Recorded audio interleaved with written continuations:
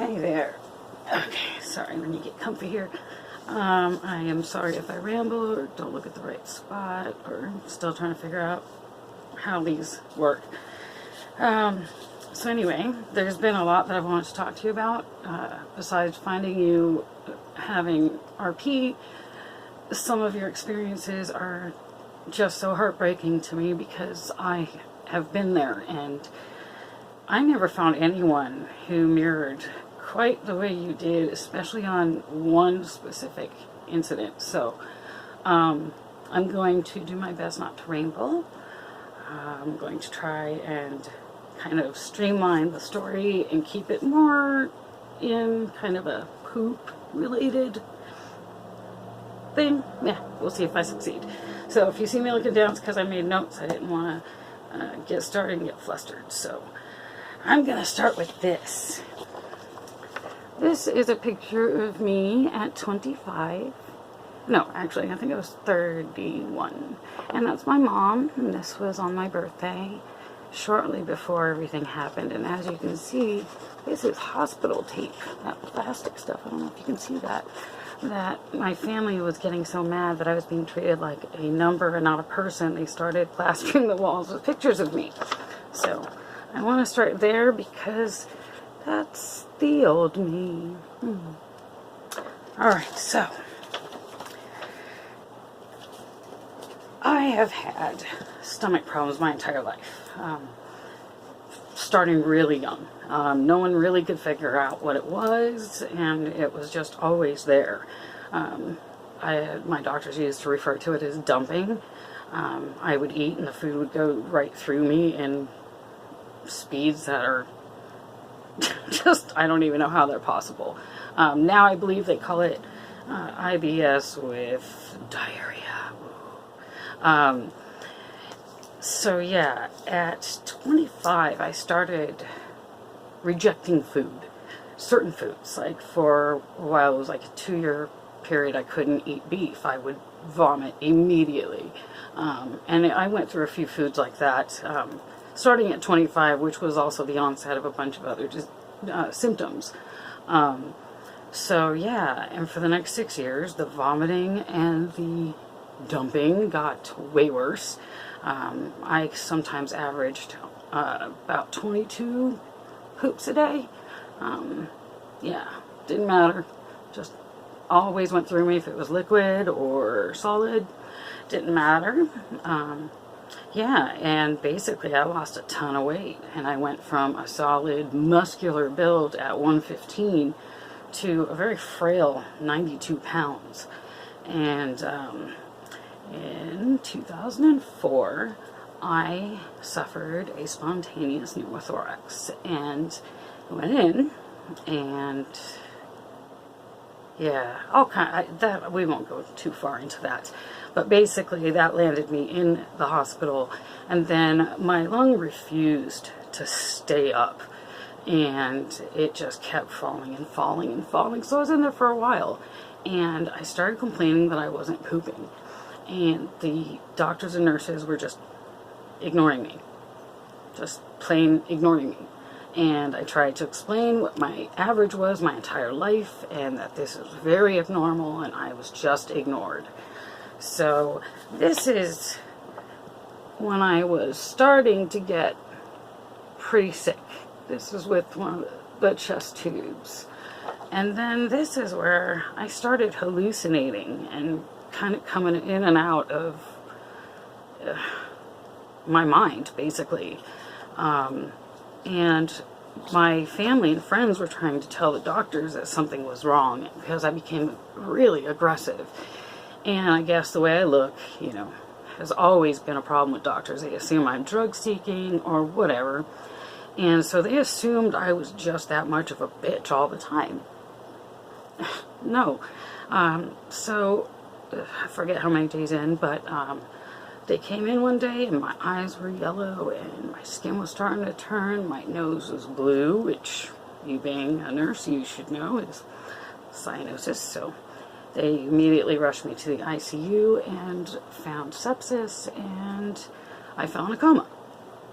So let's see, where is that? yeah, there we go. So while trying to figure out what caused the sepsis, they ran a bunch of scans and they found that there was a blood clot in my colon that had killed off a segment of it. So it was just dead. So nothing was moving, obviously. And this went for, I think it was the 20th day, when I was scheduled to have a colostomy bag put in. The next day, I pooped. And the joke about it is it was the poop heard around the world, because so many different people had started prayer chains for me that it literally crossed every religion and almost all continents when we figured it out later. And it really was like the poop heard around the world, because people were making phone calls cheering, "She pooed! She pooed!" And it was just, you know, I was asleep, so I didn't get to enjoy that. But I always thought about getting a shirt with a nice globe and like a poop going around it. So yeah, a few days after that, I had started to stabilize, I guess, yeah. And I awoke, and when I went in at 92 pounds and they were trying to save my life, in 2 days, I went up to 204. That was what I maxed out at. And so, as you can imagine, yeah, I didn't look great, and my skin didn't do too great. But I'll show you the weight gain. This is something that I just want you to know I do understand. Now, mind you, this is my Coma scrapbook, so I can't get some of the pictures out. So this is some of the art, but this was taken moments after I woke up. I was getting everything documented before I went under, but when I went under, they wouldn't allow my friends or family to photograph me because they said I didn't leave written consent. So yeah, I guess you gotta do that now. So here is seconds after I woke up, and this one here was a few minutes after being awoken. And I remember my dad asking, you know, I had just woken up, and I hear him yelling, "Honey, they wouldn't let us take pictures while you were under. Is it okay?" And I heard the nurse saying, "No, Sonia, no good. No, don't do it." And I said, "Do it." Well, sort of. I nodded. So yeah, those are the very first pictures taken of me when I woke up. And boy, that was a shock. You know, when my brain finally came around to understanding what was going on, I could not believe my body. It was entirely different than when I went to sleep. Not just in shape, but in scarring. Like, it was just terrible. So anyway, I won't go into those details. That's for another video. Basically, about a week after that, I was due to be discharged. And I was sitting on the floor looking through CVs Indian style, and all of a sudden I just felt wetness, and there was a pool of blood just growing under my butt, in between my legs, and it was scary. So I started hemorrhaging from my colon, and this went on for about 3 weeks, or 17 pints or so of transfusions later. But prior to that, the hospital had said they'd never had a separate waiting room for one person because they had never had such a group be on a 24-hour vigil. My friends and my family were literally always there. I was never alone, apparently. And that was just really neat, actually. But when I was up and, you know, I was coherent and all of that, and I was just bleeding, and I had already had my 3rd cauterization, and, you know, I told my mom she was exhausted. I mean, she just looked like hell, and I told her, you know, I don't mind if you go. She's just so tired, and I said, go then. I'm fine. I'm okay, really. I'll be all right for one night. So my very first night, alone. No friends, no family. And I am so stupid. So I am quiet, it's nighttime, and I get up to use my commode next to the bed, and I go, and there's a bunch of blood again. And I think, well, it's not quite as much as some of the times I needed the transfusions. Oh, and I'm probably okay. Got back in bed, and I remember, I don't know why, but I was watching Roseanne. Just a random memory. That's what was on TV. And about an hour later, I got up, I felt I had to go again, bled again.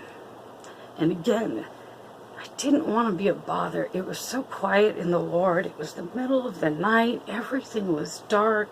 And I'm real good at not wanting to be a pain in the ass. So I didn't say anything again. And the third time, I got up and I took one step off the bed and I collapsed on the ground. And all of a sudden, I just heard all these alarms going off and bells, and the lights came on and people running. And what was really freaky, and this was the part that when you described your incident, I couldn't believe it.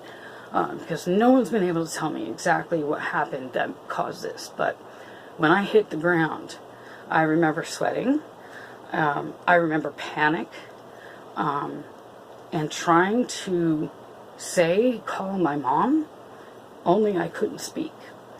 I couldn't move. I couldn't move any of my limbs. And in my head, I'm screaming, call my mom, call my mom. And they get me in the bed and they're working on me. And I look, I don't look. My head's just kind of tilted over at the monitors. And I can see what my blood pressure is doing and what my heart rate is doing. And I see that I am actually dying, because by that time of being sick for that long and studying rare disease and medicine, you learn a thing or two. And I learned, and I saw those numbers plummeting. And I freaked out, and just in my head was screaming, please, someone call my mom. I don't want to die alone. Please, someone call my mom. Only I couldn't. I couldn't move and I couldn't speak. And chaos was going on around. And after that, I don't remember anything. Obviously, they saved me and continued to have bleeds. But after that, I made sure to never just ignore them and not be a pain in the ass, is just what I thought. I didn't want to bother the nurse. So, yeah, that freaked me out when you were talking about your intubation and how you could not speak and you could not move. And I have never found a doctor to explain to me what happens, why that happened, nor have I ever found anyone else who experienced something like that. Now, I hate that for you, and that broke my heart when I saw that, because by that time I had already been, chatting with you, so it broke my heart when I heard that, because I did not want that for you. But I gotta say, I felt so not alone, as much as it sucks, and I don't wish it on you. The fact that you experienced something like that is mind-bending to me and comforting. I hope that doesn't make me a bad person. God, I hope that doesn't make me a bad person. So anyway, after that, years went, still sick. Well, before that, when I first got out of the hospital for good, I was covered in scars. And I mean, covered. Because my skin just burst. When you go from 92 pounds to 204, your skin can't really tolerate that, so my whole body just basically burst. I still have quite a bit of the scarring. I don't have any pictures of all of them, but I have some photos that I was going to share with you. This was after a few weeks or maybe a month, I'm not sure, of my chest tube closing. Well, the second chest tube, the patient closing. Yeah, nice fun hole. This is pretty much what all of my hips and my inner thighs look like. I don't know if the light is making too much of a glare, but don't those look familiar to you? When I saw them on you, girl, again, my heart just broke for you, because I know what it's like. And you said something in passing in your video. You said, well, you know, to be honest, it messed me up a little mentally. And then you moved on. And I can't count the number of times I've done things like that where it's just like, oh, here's a little hint, but I'm actually totally screwed up about this. But and when I heard you say that, and then you showed your scars, I couldn't believe that. I knew exactly what you were feeling. I knew exactly the insecurities, the painful showers to look at your body and see that. And I still have a lot on my lower half. But my upper half, this is the part I was hoping to give you some hope with. Not the best pronouns, but here's my chest after a little while of healing. See, they started to get better. But here, these are my arms. And they are awful. Awful. I thought they were going to be ruined forever. However, as you can see, even close, most of the scars are only noticeable if light hits them a certain way. Otherwise, I am a walking advertisement for Mederma. And I know that you started using some sort of scar cream recently in hopes of getting a good outcome, and I want to tell you it's absolutely possible. I'm so sure.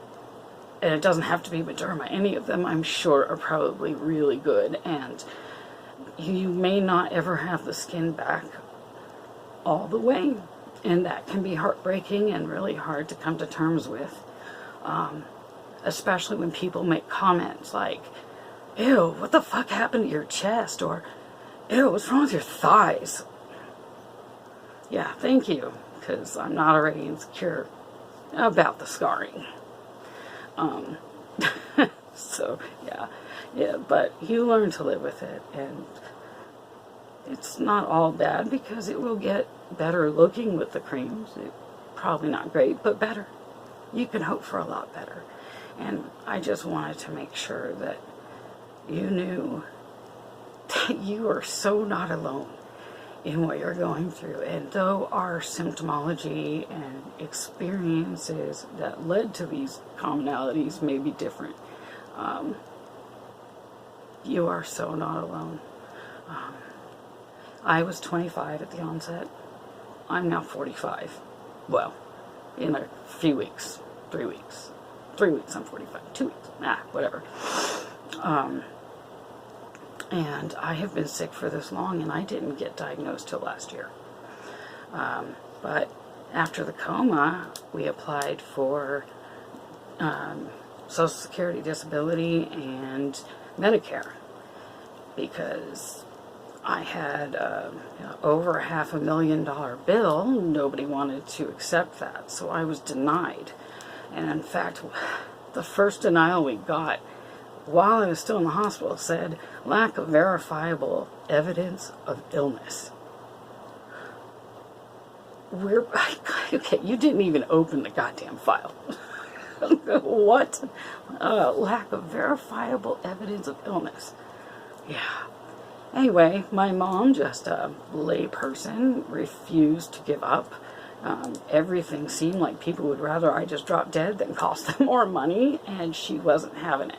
And I wasn't mentally good for a long time. I have a lot of brain damage, and most of it most of it's, I don't know, anecdotal and short-term, but back then, I came back a totally different person, and my brain just did not work right. So my mom had to do everything on her own, and she ended up fighting like hell.